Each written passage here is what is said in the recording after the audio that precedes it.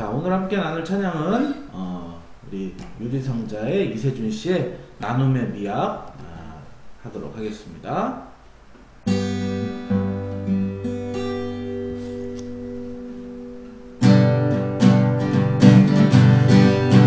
기쁨이 배가 되고 슬픔이 반이 되는 나눔의 비밀을 아는 그대여, 슬기로운 비결은 신비로운 기적을 모두에게 보여주고 있네요. 가진 게 많아서도 시간이 남아서도 아니란 걸 잘 알고 있답니다. 누구나 할 수 없는, 아무나 할 수 없는 사랑을 실천하는 그대도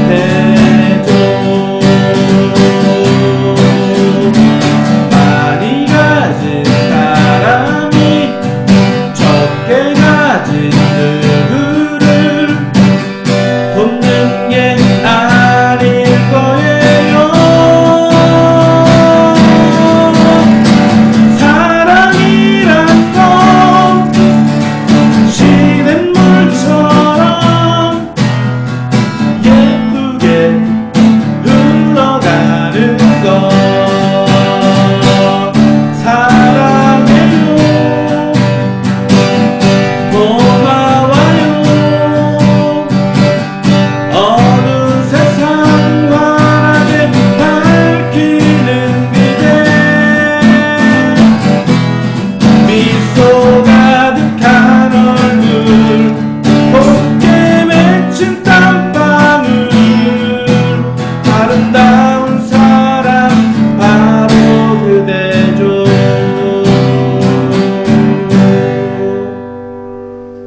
아멘. 네, 감사합니다. 자, 한 곡만 더 불러드릴게요.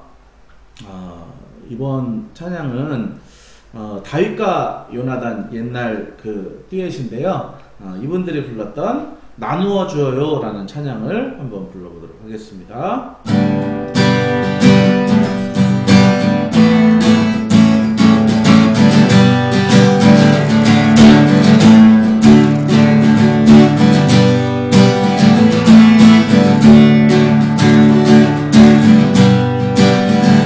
티 없이 맑은 눈망울처럼 우리도 서로 사랑해요. 이 세상 모든 사람들에게 그 사랑 나누어 주어요. 많은 사람 내게 묻기도 하죠. 언제나 웃을 수 있냐고. 모두에게 하고픈 나의 말은 주님을 사랑해 보아요. 주님 주신 사랑 안에서라면 모두가 아름다워. 세상의 모든 즐거움보다 얼마나 좋은지 이젠 모두 다 주님께 나와 해맑은 사랑을 해봐요. 주께서 내게 주신 것처럼 우리도 나누어 주어요. 주님 주신 사랑 안에서라면 모두가 아름다워. 이 세계 모든 즐거움보다 얼마나 좋은지 이젠 모두 다 주님께 나와 해맑은 사랑 자랑을 해봐요. 주께서 내게 주신 것처럼 우리도 나누어 주어요. 주께서 내게 주신 것처럼 우리도 나누어 주어요.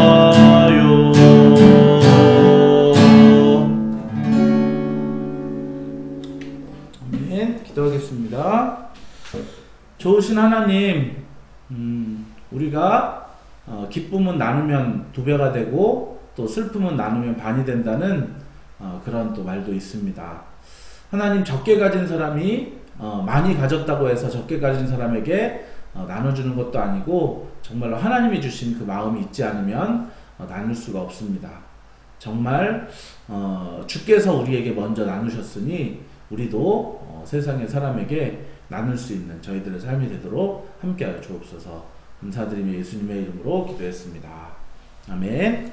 자, 오늘 하나님의 말씀은 출애굽기 말씀을 볼게요. 네, 출애굽기 22장 25절부터 27절의 말씀 제가 한번 읽어보겠습니다.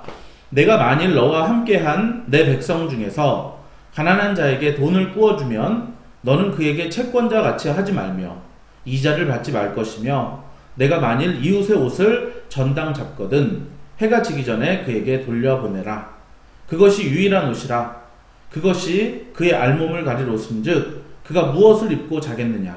그가 내게 부르짖으면 내가 들으리니 나는 자비로운 자임이니라. 아멘. 아멘. 자, 오늘 하나님의 말씀 속에서 이제 뭐라 그럴까요? 지금 은행이 하고 있는 것이 그런 것이죠. 이제 사람들이 입금한 것을 이제 어떤 기업에 빌려주고 그리고 그것에 대한 이자를 통해서 이제 이윤을 창출하는 것이죠.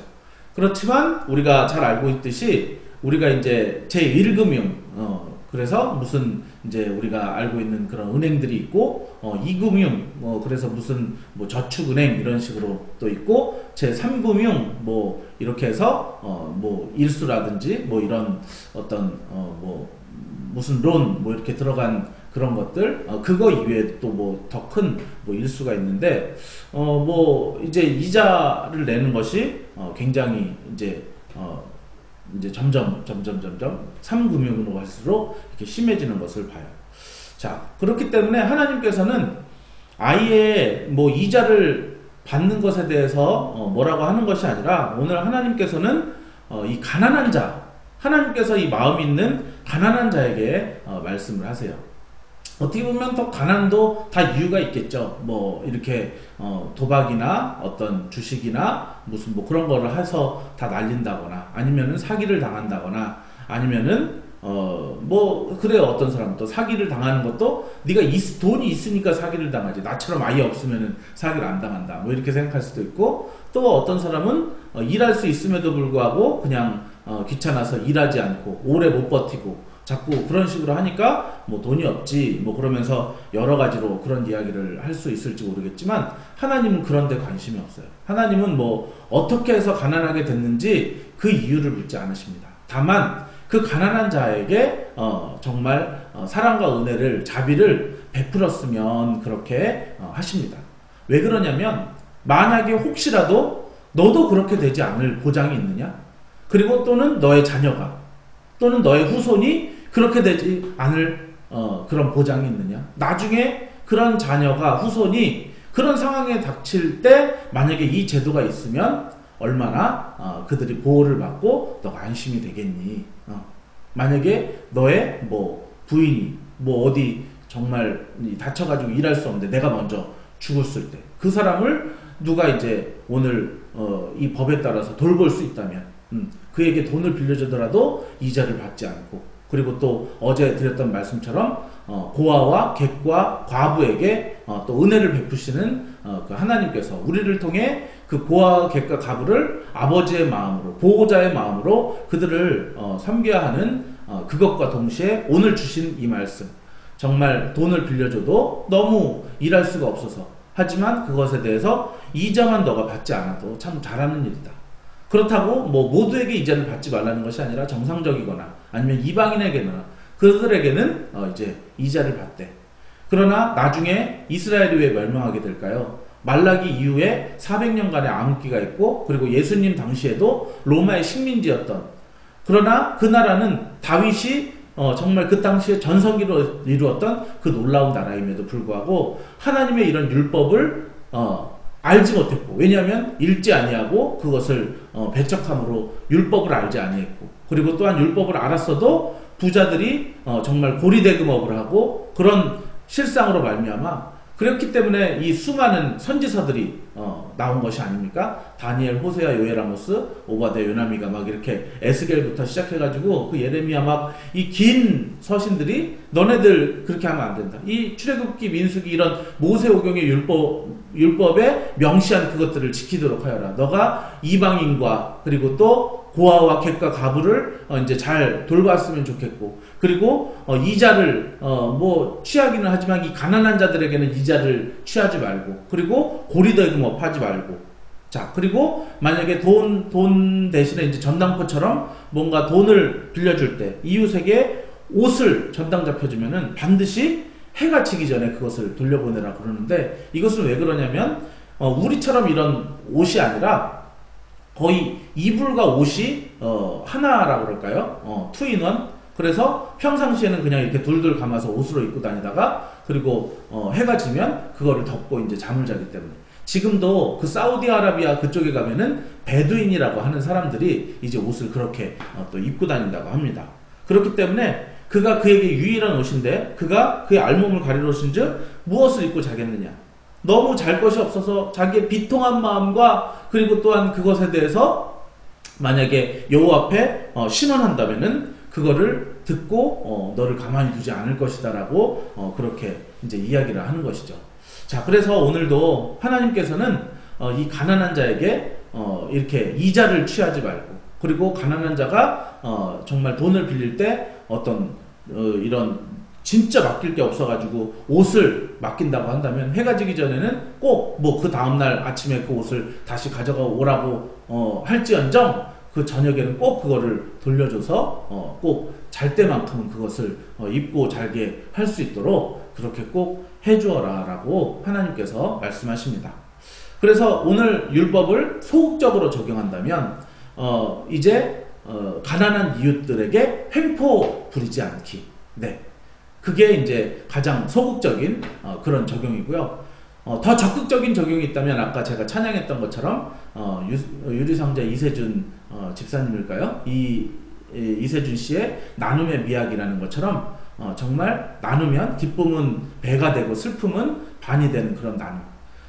많이 가졌다고 해서 적게 가진 사람을 도울 수 있는 게 아니라 돕는 마음을 하나님께서 주시지 않으면 도울 수 없는 그 나눔의 마음. 그리고 정말 주께서 다윗과 요나단이 불렀던 뭐라 그랬죠? 그것도 나누어 줘요라는 찬양인데, 주께서 우리에게 주신 것처럼 우리가 죄인 되었을 때 하나님께서 그 아들을 보내서 사랑으로 우리에게 그도 주셨던 것처럼 우리도 이웃에게 나누어 주어라 라고 하는 것이 오늘 그 찬양에서 불렀던 말씀입니다. 오늘 말씀 정리하겠습니다. 이제 하나님께서 이제 가난한 백성들에게 돈을 빌려주더라도 첫 번째 이자를 받지 말아라. 그리고 또 혹시 그들이 옷을 맡기고 그리고 돈을 빌려주다 하더라도 저녁이 되면은 해가 지기 전에 반드시 그 옷을 돌려줘야 한다. 왜냐하면은 그들이 그것이 옷 겸 이불이기 때문에 그거 없이 덜덜 떨다 자다가 뭐 얼어 죽기라도 한다면은 그 책임이 바로 너에게 있다라고 그렇게 말씀하시면서 적극적으로는 이 가난한 이웃들에 대해서 그들을 폭리를 취하거나 착취하거나 그러지 말고, 그리고 소극적으로는 그들을 이제 그냥 이자 받지 말고 이렇게 돈 빌려주는 거 배려하고 저녁에 이제 이렇게 옷 다시 돌려주는 거 배려하는데, 근데 하나님께서 우리에게 원하시는 더 적극적인 적용이 있다면은 오히려 그들을 나누어 주는 거, 자, 이런 것을 통해서 하나님의 나라 왕국이 세워지게 될 것입니다. 뭐 여러분들도 잘 알고 있겠지만 1년 전인가 2년 전쯤에 송파 세모녀 사건을 여러분들이 기억할 것입니다. 교회가 이 말씀을 미리 알고 있었다면은 정말로 그런 일들이 일어나지 않도록 정말 그들에게 뭐 이자 빌려주면은 뭐 안 주고 그러는 것이 아니라 우리가 정말 기부를 통해서 교회 헌금을 통해서 그들에게 나눠줄 수 있었다면 그들의 자살을 예방할 수 있었을 텐데 하는 그런 안타까운 마음이 들면서 정말 우리가 이 말씀을 적극적으로 오늘 이 하루도 우리의 평생에 실천할 수 있는 저희들이 되기를 예수의 이름으로 축원합니다. 기도하겠습니다. 좋으신 주님, 오늘도 하나님께서는 가난한 자, 정말로 그들을 너무나도 불쌍하게 생각하시며 그들을 돌보라고 말씀하십니다. 다 가난해진 데는 여러 가지 이유가 있을지 모르겠으나 하나님께서는 그 이유를 묻지 않으십니다.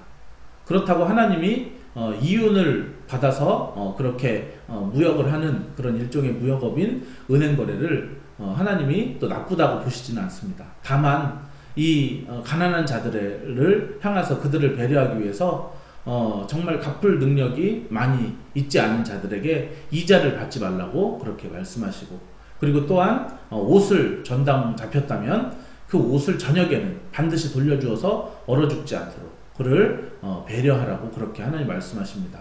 하나님 아버지, 소극적으로 이 말씀 순종하기를 원합니다. 또한 적극적으로 가난한 자들에게 나눌 수 있는 저희들이 되기를 간절히 바랍니다.